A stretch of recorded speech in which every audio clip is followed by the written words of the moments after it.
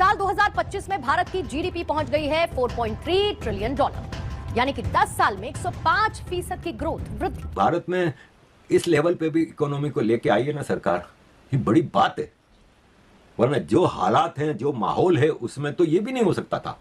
एक मुल्क इंडिया है जिसने बोला 2047 मेरी डेडलाइन है और मैं दुनिया की अमीर तरीन मुल्कों में, और डेवलपिंग नहीं मेरे साथ लगेगा, मैं डेवलप हो जाऊंगा। और इसलिए मैं ग्लोबल शिपिंग पे भी काम कर रहा हूं, मैं एयर पे भी काम कर रहा हूं, मैं डिफेंस पे भी काम कर रहा हूं। यहाँ पर आपको क्या लगता है कि पाकिस्तान में किस तरह का आपको कंपटीशन आने वाले सालों में देखने को मिल सकता है? क्योंकि अगर एक मुल्क ग्रो करेगा और हम उस तरह से नहीं ग्रो करेंगे तो फिर तो वही होगा ना कि एक शहर में बसना, दूसरा जंगल और गारों में। मैं इसको ना हेली कहूँगा, हमारे पॉलिटिकल हकीकत है मानने वाली है कि जब से मोदी सरकार आई है, इंडिया में तरक्की हुई है काफी ज्यादा। ये हकीकत आप क्रेडिबिलिटी लूज करते जा रहे हैं। अब जो इंटरनेशनल कम्युनिटी है वो यकीन ही नहीं करते इनकी बात। पीएम मोदी को अगर आप देखें तो वो बिजनेस पे ज्यादा ध्यान देते हैं। उनका ना तो वॉर की तरफ कोई खास होता है जो हमारे यहाँ होता रहता है ना कि हमने अटैक करना है तो हमने ये कर देना है, गजवा हिंद कर देना है, उस तरह की चीजें नहीं होती सर। वो पैसा बढ़ाने में ज्यादा इंटरेस्टेड रहते हैं। इतनी रुकावटों के बाद क्या लगता है आपको कि इंडिया कामयाब हो जाएगा एशियन टाइगर बनने के लिए एंड अपने आप को और ज्यादा इंडिपेंडेंट करने के लिए एंड चौथी से तीसरी बड़ी इकोनॉमी बनने के लिए? 2027 तक Bharat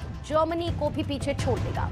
India is on track to become the world's third largest economy within the next 5 years. उन्होंने आईफोन अपना खुद बना लिया, उसके बाद उन्होंने काफ़ी चीज़ें उनकी, जैसे गाड़ियाँ देख लें, उनकी थार हो गई, उनकी जीप्स हो गई, उनकी कार्स हो गई, वो टेक्नोलॉजी में अमेरिकन। तुम सिखाओगे हमको भारत कैसा व्यवहार करेगा?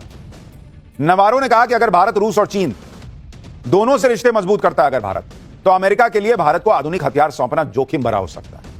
अब इनको याद आ रहा है कि भारत इनका स्ट्रेटेजिक पार्टनर है। टैरिफ लगाते वक्त ध्यान नहीं आया था, तब तो सोच रहे थे कि भाई हम जैसा बोलेंगे भारत कर देगा। भारत अपने हिसाब से चलता है, तो अब कह रहे हैं कि चीन से काहे दोस्ती कर रहे हो, पाकिस्तान से तुम दोस्ती कर रहे हो। हमने पूछा कि मुनीर को क्यों लंच करा रहे हो? तो पाकिस्तान है वो तो अपना ही पूरा नहीं कर पाता, जबकि जो भारत है वो तो दूसरे कंट्रीज को भी देता है। अपना एटीट्यूड ही नहीं खत्म होता, ना हमारा एटीट्यूड खत्म होता। हम कहते हैं ना कि ना वो कहता है धोबी का कुत्ता, ना घर का ना घाट का, ना हमारे पल्ले कुछ है, ना हम उनको फायदा दे सकते हैं और तो ना हम लेना चाहते हैं। बात आती है ना इंडिया की इज्जत पे, तो भाई वो उधर नहीं किसी को हाथ डालने देता। ठीक है, पाकिस्तान में भी लोग सच बोलना शुरू हो चुके हुए हैं मैडम, और सच बोल रहा है जिस चीज के ऊपर ग्रेट लीडर मोदी बनता जा रहा है। हमारे लीडरों को भी चाहिए कि भाई सरिया देखो, या तो हम आवाम अपनी हुकूमत का साथ ना देते हो, जंग में भी साथ देते हैं, सलाब में भी साथ देते हैं, हर जगह हम अपने हुक्मरानों की बात मानते हैं, तो फिर हम आप क्यों नहीं इज्जत से जिंदगी गुजारते हो? क्यों उनके अमेरिका के आगे झुकते हो? जाएगी चाइना और इंडिया की ट्रेड तो कैसे धड़ाधड़ भाग रही है इस सब के बावजूद, और जिसकी नहीं हो रही वो पाकिस्तान की, जिसको जरूरत है उसकी ट्रेड नहीं है। पाकिस्तान में ट्रेड का कॉन्सेप्ट ही कोई नहीं है, लूट मार का अलबत्ता है। 47 में हिंदुओं सिखों को यहाँ से भगा के उनके घर, उनकी बिजनेसेस कैप्चर कर लिए, वहां से ये आगे बढ़े हैं। वरना मुसलमान तो ट्रेड करते ही नहीं थे। ट्रेड तो बुरा समझा जाता था कि इसमें वो है अच्छा, सूद का, हाँ ये पैसे लेने पड़ते हैं, ये करना पड़ता है, यूं करना पड़ता है। अब ये सारा कुछ करते हैं। होता क्या है कि मौलवियों को पैसे दे देते हैं, तो जिसको ये वो कहा जाता है इंटरेस्ट, उसको ये किसी इस्लामी तरीके से प्रॉफिट बता देते हैं, और जो आपकी मेरी इन्वेस्टमेंट पैसे बचाए होते हैं वो हमारी इन्वेस्टमेंट हो जाती है।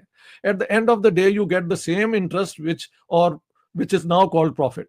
तो ये तो ड्रामा है। Pakistan is an on going theatre. याद नहीं आए जब मुनीर को ये लोग लंच करवा रहे थे। ट्रंप के लोग तो फ्रस्ट्रेशन में इसलिए धमकियां देने पर आ गए, लेकिन आप चीन को देखिए कि चीन के विदेश मंत्री ने भारत में खड़े होकर अमेरिका को कह दिया कि यह सब धौंस नहीं चलेगी। चीन के विदेश मंत्री वांग यी ने अमेरिका को सुना दिया कि दुनिया में एक तरफा दबाव और धौंस की प्रवृत्ति बढ़ रही है, लेकिन अब दुनिया बदल रही है और किसी का एक तरफा फैसला नहीं चलेगा। वांग यी ने कहा कि यह जरूरी है कि भारत और चीन इस समय एक दूसरे को प्रतिद्वंदी या खतरा ना समझे। दो सबसे बड़े विकासशील देशों के रूप में चीन और भारत को वैश्विक जिम्मेदारी की भावना दिखानी चाहिए। यानी चीन अमेरिका को सुना रहा है कि धौंस ना दिखाओ हमको, और चीन तो ट्रंप को सुना ही रहा है। उधर अमेरिका के अंदर भी ट्रंप की भयंकर शीशा लेदर हो रही है, जिसके बारे में आगे बताऊं। पहले चीन के विदेश मंत्री को सुन लीजिए, जो कह रहे हैं कि जो बीत गया सो बीत गया। अब पीएम मोदी और शी जिनपिंग के नेतृत्व में दोनों देश के रिश्ते सुधर रहे हैं। The setbacks we experienced in the past few years were not in the interests of the people of our two countries. And then in October last year, President Xi Jinping and Prime Minister Modi had an important meeting in Kazan. That meeting pointed the direction for the development of our bilateral relations and provided impetus for the proper settlement of the boundary question. The Chinese side attaches great importance to the Prime Minister's visit to China to attend the SCO summit, history and reality proves once again that a healthy and stable China-India relationship serves the fundamental and long-term interests of both of our countries. आप सुन रहे हैं, चीन कह रहा है कि प्रधानमंत्री नरेंद्र मोदी की चीन यात्रा को हम बहुत अहमियत देते हैं और चीन और भारत की दोस्ती रहती है तो दोनों देशों के लिए अच्छा रहता है। आप यह भी देखिए कि चीन भारत से दोस्ती की सिर्फ कस्में ही नहीं खा रहा, बल्कि चीन भारत के लिए वो सब करने जा रहा है जो उसने अमेरिका के लिए भी नहीं किया था। जिस रेयर अर्थ के लिए अमेरिका चीन से गिड़गिड़ा रहा था, वो रेयर अर्थ चीन अब भारत को देने के लिए एक झटके में तैयार हो गया। रेयर अर्थ हो या फिर फर्टिलाइजर हो या फिर हेवी मशीनरी हो, चीन ने साफ इशारा कर दिया है कि वो भारत से दोस्ती के लिए कुछ भी करने के लिए तैयार है। इसी साल अप्रैल में चीन ने रेयर अर्थ मैग्नेट्स के निर्यात को सीमित कर दिया था। भारत चीन से करीब 90% रेयर अर्थ एलिमेंट्स इंपोर्ट करता है। भारत का electric vehicle sector 90% rare earth elements का इंपोर्ट चीन से ही करता है। इसी तरह चीन ने 2023 में फर्टिलाइजर के निर्यात को बंद कर दिया था। भारत के कुल यूरिया इंपोर्ट की 26% सप्लाई चीन से होती है। चीन ने भारत को भेजे जाने वाली टनल बोरिंग मशीन्स के निर्यात पर भी रोक लगा दी थी। लेकिन अब चीन यह भरोसा दे रहा है कि भाई क्या बात कर रहे हो, तीनों चीजों की सप्लाई में कोई दिक्कत नहीं आने देंगे, हम ले जाओ। गजब ही हो रखा है भाई। जिस रेयर अर्थ मैग्नेट्स की हम बात कर रहे हैं, आप उसकी अहमियत समझिए कि चीन अगर भारत के लिए अपने रेयर अर्थ रिसोर्स से जुड़ी पाबंदियां हटाएगा तो यह कितनी बड़ी बात होगी।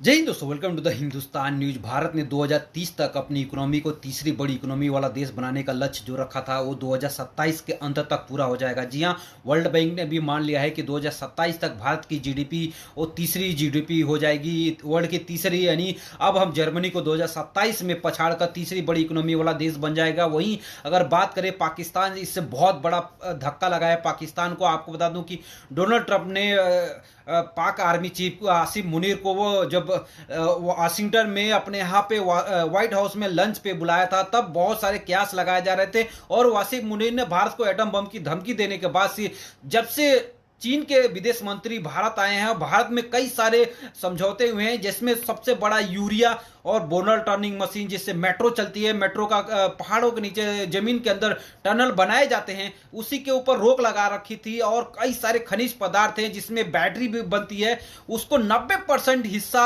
चाइना से आता है। और इसी के बदौलत इन सब चीजों पे चाइना ने रोक लगा दी थी। लेकिन जब से वहां के विदेश मंत्री भारत आए हैं, तब से कहा है कि आपको जो भी चाहिए हम देने के लिए तैयार हैं। और इससे डोनाल्ड ट्रंप को बहुत बड़ा झटका लगा है, क्योंकि डोनाल्ड ट्रंप से पहले जितने भी वहां के राष्ट्रपति रहे हैं, हमेशा से भारत को सपोर्ट करते आए हैं और चाइना को काउंटर करने के लिए हमेशा से भारत को सपोर्ट करते आए हैं। लेकिन जब से डोनाल्ड ट्रंप ने भारत के ऊपर टैरिफ लगाए हैं, 25% लगाए हैं और 27 तारीख से और 25% लग जाएगा, तब से भारत के लोग और भारत का चाइना और भारत की दोस्ती बहुत गहरी होती जा रही है। और चाइना में बैठ के भारत में बैठ के चाइना के विदेश मंत्री ने कहा कि ये बहुत गलत है भारत के ऊपर टैरिफ लगाना। और उसके साथ साथ भारत और रसिया और चाइना मिलकर दोस्ती साझा कर लिया है और ट्रंप को एक तरह से झटका दे दिया है। तो सबसे बड़ी बात है कि चाइना, रूस और भारत एक तरह से दोस्त बन गए हैं और रसिया को काउंटर करने, अमेरिका को काउंटर करने के लिए तीनों देश आपस में आ गए हैं।